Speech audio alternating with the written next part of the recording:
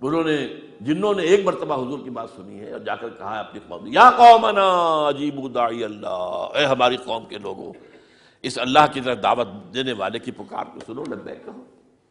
تو کوئی عجب نہیں، یہ جو اقبال نے الفاظ کہے ہیں، تو نہ مٹ جائے گا ایران کے مٹ جانے سے، نشے میں کو تعلق نہیں پیمانے سے، اور ہے آیا فتنہ تاتار کے افسانے سے، پاسباں مل گئے کعبے کو صنم خانے سے۔ تاتاریوں کے ہاتھوں کروڑوں مسلمان قتل ہوئے اور پھر وہی تاتاری مسلمان ہو گئے۔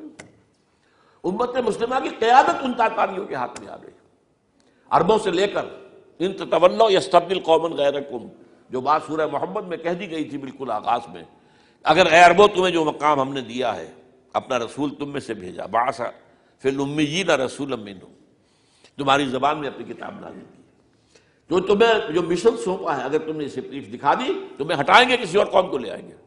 اور یہ 13ویں صدی عیسوی میں ہو گیا۔ 1258 میں آخری خلیفہ بنو عباس کا اسے محل سے نکالا ہے مستعصم باللہ کو، اور ایک جانور کی کھال میں لپیٹ کر ڈال دیا ہے گلی میں، اور گھوڑے دوڑا دیے اس کے اوپر۔ یہ آخری چراغ گل ہوا ہے بنو عباس کا، جس پر کہا تھا سعدی نے، آسمارا حق بود بر خوب بارد بر زمین، بر زوال ملک مستعصم امیر المومنین۔ مستعصم باللہ نام تھا آخری خلیفہ کا، اس کی حکومت کے زوال پر آسمان سے خون بھی برسے تو اس کا حق ہے آسمان کو کہ خون کی بارش کرے۔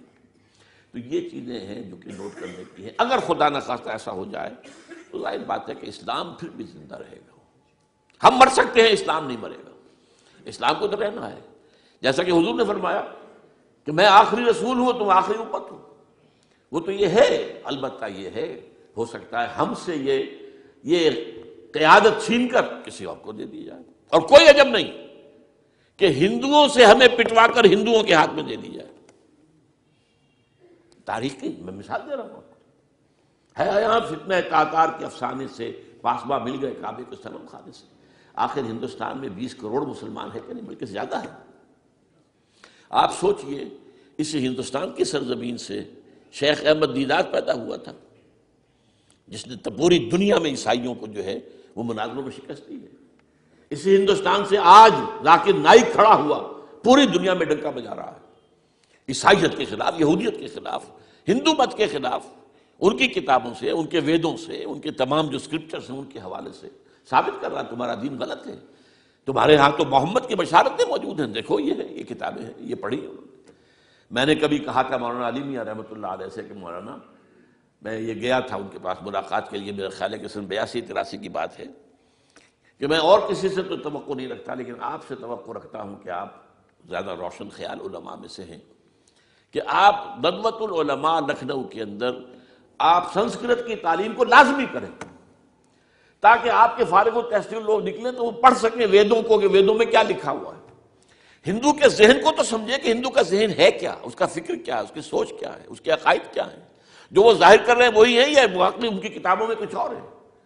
آج ہمارا بھی ظاہر بات ہے کہ آج اسلام جو ہے، کوئی تازیوں کے جلوسوں سے کوئی اسلام کو پہچانے، یا جو پیروں کے مقبروں کے اوپر جو ہے صوفیہ کے جو عرس ہو رہے ہیں اس کے حوالے سے اسلام کو پہچانے گا، تو کیا وہ صحیح اسلام کو پہچانے گا؟ اسی طریقے سے آپ کو ہندو مذہب کا ذہن جو ہے کیا ہے، تو وہ وعدہ کیا کہ ہاں آپ نے بہت اچھی بات کہی ہے۔ 2 سال کے بعد میری ملاقات وہاں ہوئی ایک کانفرنس میں، وہ بھی مدعو تھے، میں بھی تھا شکاگو میں۔ میں نے پوچھا مولانا وہ آپ نے کیا؟ کہ میں تو بھول ہی گیا۔ یہ ہمارے علماء کا اصل میں معیار ہے، نئی بات کو جو ہے کوئی قبول کرنا ان کے لیے اتنا آسان نہیں۔ آج ذاکر نائک کر رہا ہے، ڈٹ کر کر رہا ہے، ان کے اسکرپچر سے، ان کے حوالوں سے، اپنشد سے، اور تمام جو ان کے جو ہے ویدوں سے، تو یہ کام جو ہو رہا ہے۔ اسی طریقے سے یہ بھی بات میں آپ کو بتا دوں کہ میرے دورہ ترجمہ قرآن کی جس قدر پذیرائی بھارت میں ہو رہی ہے، پاکستان میں نہیں ہے۔ پاکستان میں تو میرے چینلز بند کر دیے گئے، مجھ پر بہت سے چینلز جو ہیں ان کا دروازہ بند ہے، پی ٹی وی میں تو میرا داخلہ ہی حرام ہے، اور باقی سب پہ بند کر دیا گیا۔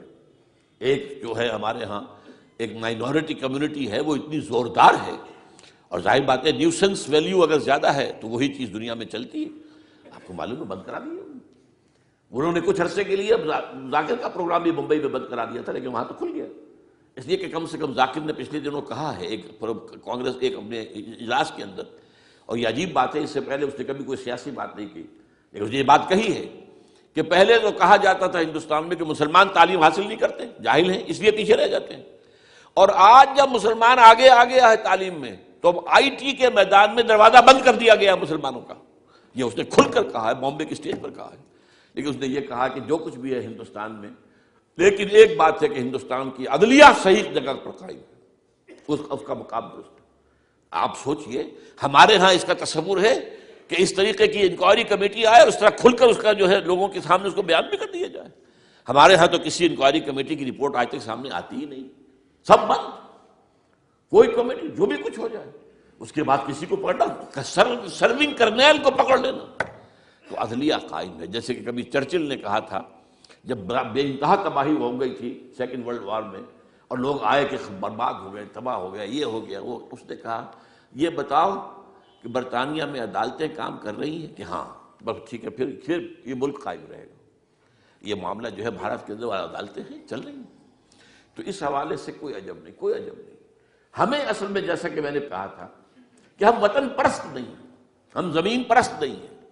وندے ماترم یہ ہمارا ترانہ نہیں ہے، زمین کے پجاری نہیں ہیں. ہمیں پاکستان سے محبت ہے اور پاکستان کا دفاع کریں گے.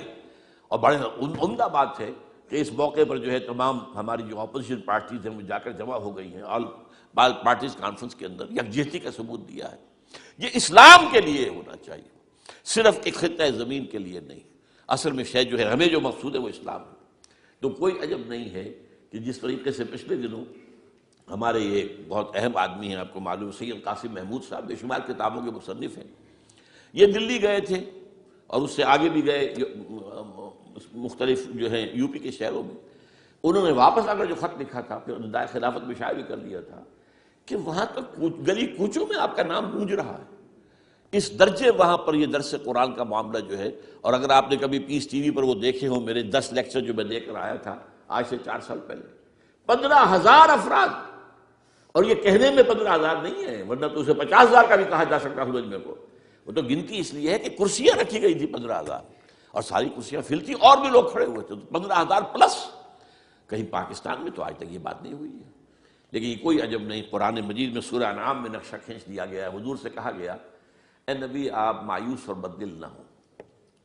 اگر یہ مکے والے ہماری اس کتاب قرآن کی قدر نہیں کر رہے تو ہم نے ایک قوم کو تیار کر رکھا ہے جو اس کی ناشکری نہیں کریں گے، ناقدری نہیں کریں گے. ان یکفر بہا ہؤلاء، اگر یہ لوگ مکے والے آپ کی قوم اگر یہ کفران نعمت کرے گا قرآن کا تو ہم نے ایک اور قوم کو تیار کر رکھا ہے. وَوَكَّلْنَا بِهَا قَوْمًا لَيْسُوا بِهَا بِكَافِرِينَ، وہ اس کی ناقدری نہیں کریں گے. اب دیکھ لیجئے معجزہ کیا ہوا. مدینے میں تو حضور کا قدم مبارک بھی نہیں پہنچا اور وہاں انقلاب آ گیا. آپ کے 2 ادنا خادم، ادنا شاگرد گئے ہیں، اور مصعب بن عمیر اور عبداللہ بن ام مکتوم جو نابینا تھے رضی اللہ تعالیٰ عنہما، اور وہاں انقلاب آ گیا. دونوں قبیلے ایمان لے آئے، ساری ان کی جو ٹاپ کی لیڈرشپ تھی ایمان لے آئی.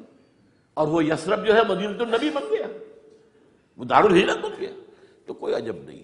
تو ہمیں تو چمٹے رہنا اسلام کے ساتھ اور اس کے لیے اپنی جد و جہد کو جاری رکھنا ہے. اور اس ملک کے اندر بھی ہر خیر کی بات کی ہم دعوت دیتے رہیں گے، مشورے دیتے رہیں گے. البتہ یہ ہے کہ لوگ کہہ سکتے ہیں کہ تم کس قوم کو، یہ تو ختم عذاب ہونے والا ہی ہے، بس کس کو ڈرا رہے ہو. تو اس لیے میں نے آیت پڑھی تھی اذ قالت امة منهم لم تعظون قوما اللہ مہلکہم او معذبہم عذابا شدیدا. جبکہ ایک قوم نے کہا کیوں ان کو وعظ کہہ رہے ہو، کس لیے، کچھ حاصل نہیں. اب ان پر تو اللہ کا عذاب آ کر ہی رہے گا اور عذاب علیم آ کر رہے گا.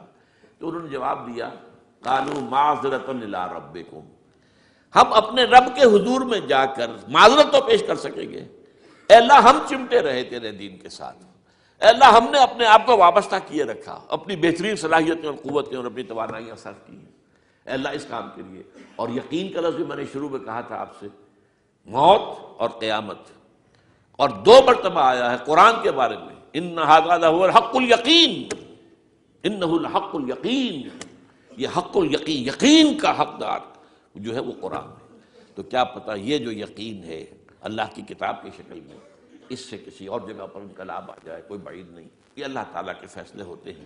اقول قولی ھذا واستغفر اللہ لی ولکم ولسائر المسلمین والمسلمات.